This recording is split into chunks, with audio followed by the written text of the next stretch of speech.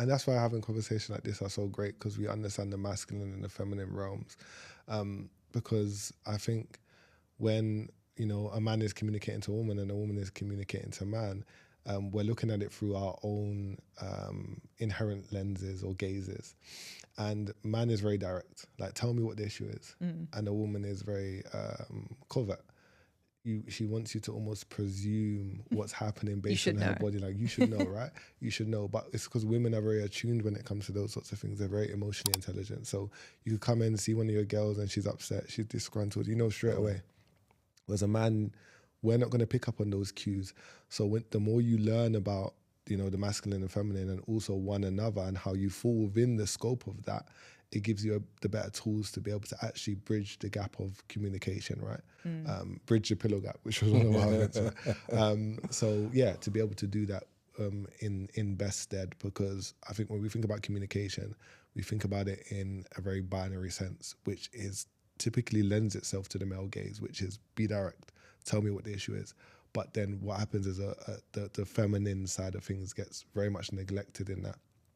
It leads to frustration, resentment, etc. So I think as a man, you need to be cognizant of enough to be able to communicate with your woman, or the women of significance in your life, in a way that she can best receive it.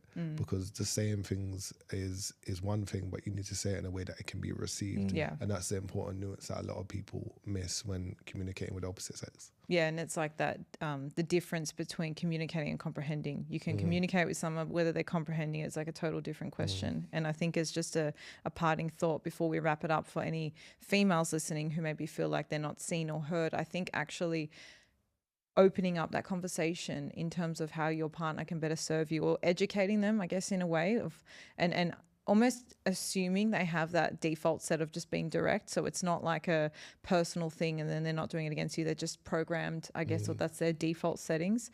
I think teaching them or walking them through communicating how you feel, how you like to receive feedback, I think is good to strengthen that. Communication is very important, but I think oftentimes when we approach communication, we approach it from a place of speaking. The most important part of communication is listening.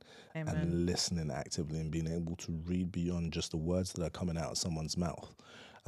So if we can learn to do that, if we can learn to just pause, quiet out the outside noise and just be in the moment and receive what someone's actually saying to us, I think then you really start actually, you know, capturing the power of what real communication is. And so, as you said, to those that may be watching, both male and female, learn to speak, yes, great. Communicate the things you want, great. But learn to be still and listen to what you're being told in response to what you're saying.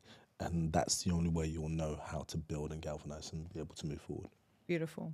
What's our accumulations of experiences? So if I go throughout my day and see loads of red cars, I'm going to have this consistent thought of red cars. Does that mean I'm a red car? Absolutely not, right? So it's quite asinine to